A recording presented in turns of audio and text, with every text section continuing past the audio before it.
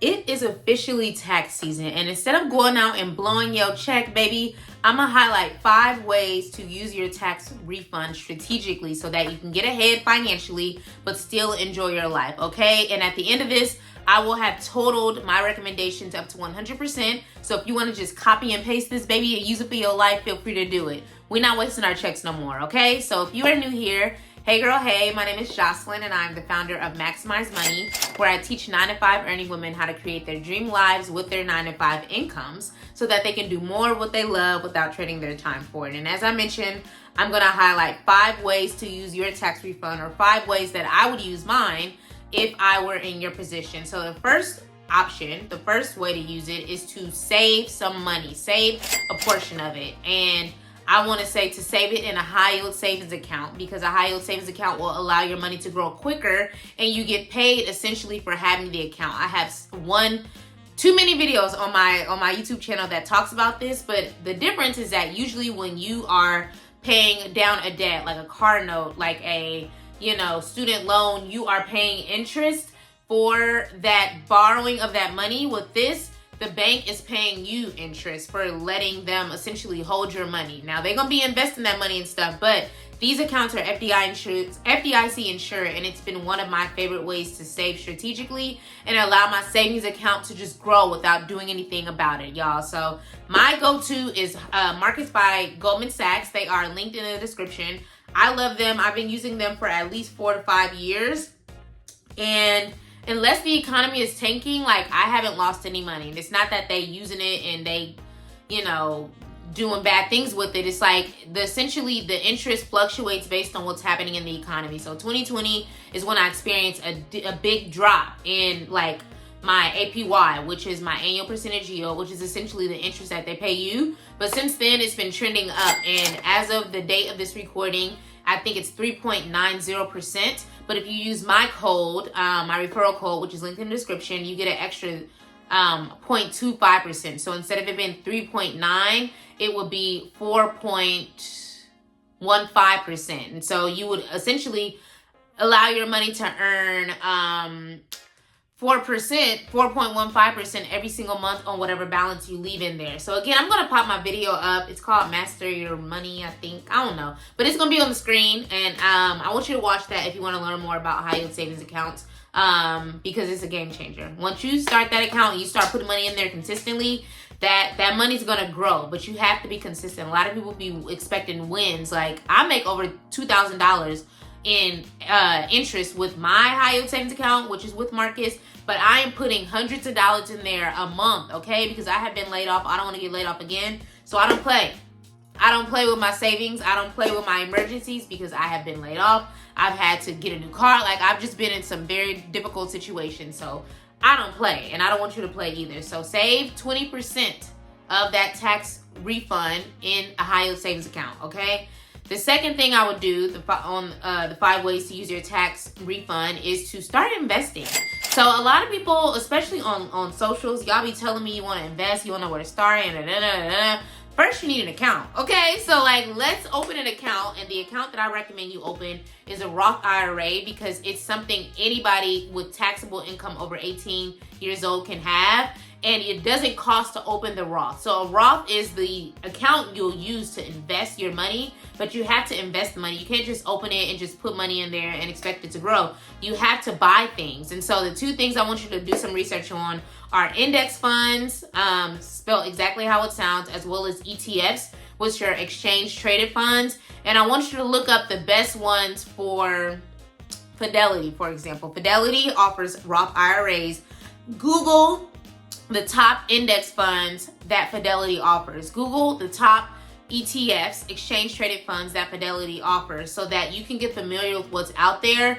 And don't feel so overwhelmed. Like, start with just, $50 or 10% of whatever your tax refund is. Okay, so we've already spent 30% between our emergency fund for savings and opening our Roth IRA. And I have a video on my page about it. So I'm going to pop that up on the screen and link it below as well. But Roth IRAs are super easy. All you have to do is open it, put some money in there. Put $50 in there every single month and make it a recurring thing, and make sure you invest that money. Don't just put it in there. You have to invest it in either these index funds that I'm talking about or ETFs. Or if you want to buy a single stock, so let's say you want to do Google. If you want to get Google stock, you can do that. Or if you want to do, Microsoft, do what is comfortable for you, but just make sure you research and understand what the stock entails, Look at the expense ratio. Look at the performance over the last year. Like, get familiar, okay? And I talk about all this, y'all, in my Perfect Paycheck Routine checklist, which is linked in the description. I break down, like, how to find different accounts and how to use different accounts to grow your money, and a Roth IRA is one of the best ones to have. The third way that I want you to use your tax refund is to treat yourself, okay? Because I don't believe in living a life of restriction, I don't want you to feel like, you can enjoy your life. We work hard, you should play hard, but all your checks shouldn't go to living it up, Do something that you've been wanting to do for a while. Maybe go to the spa, maybe take a day off and just rest. Maybe take yourself to dinner.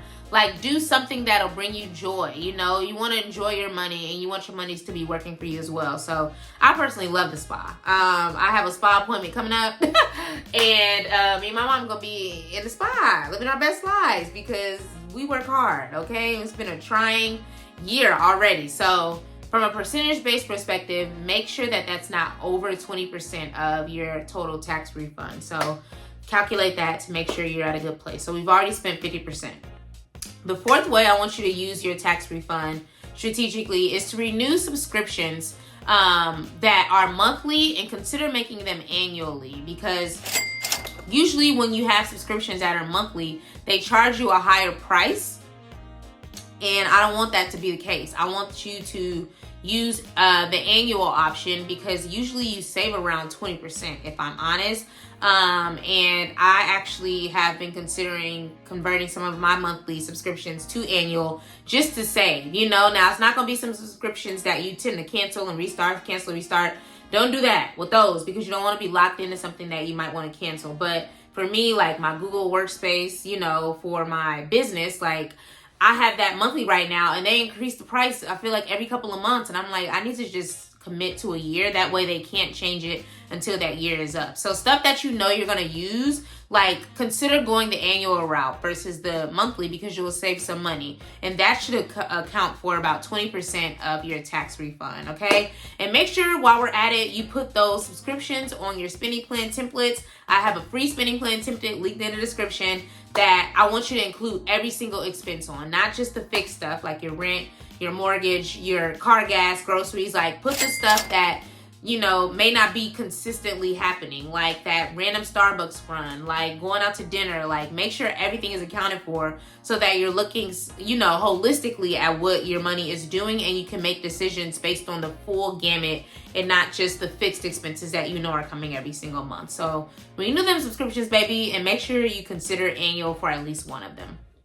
And then fifth way to use your tax refund is to pay some bills ahead of time, okay? So if you know that, like, okay, my income has been fluctuating and I'm a little behind on this one bill, or like I'd love to get ahead 1 month on my expenses, be willing to, pay ahead of time. Like, one of my goals is to be able to, like, pay my mortgage for 6 months, and not have to worry. But I'm not there yet financially. But I know that, like, I want to feel good to know that, like, if I need to take a break from work, or if I need to, just anything in life is happening, I want to know that, like, I have 6 months and I can put this 6 months towards my mortgage. That way, like, I could just focus on other things and not stress about having to pay, just in case that money needs to go in other places. So, like, don't be afraid to pay a bill ahead of time, or to catch up on a bill that you're behind on. But ideally, paying a month ahead is going to make you feel like, ooh, I did that. I ain't even got to worry about that next month. And that's not to say to just blow whatever you're going to pay, but it's going to put you in the habit of saying, like, you know what?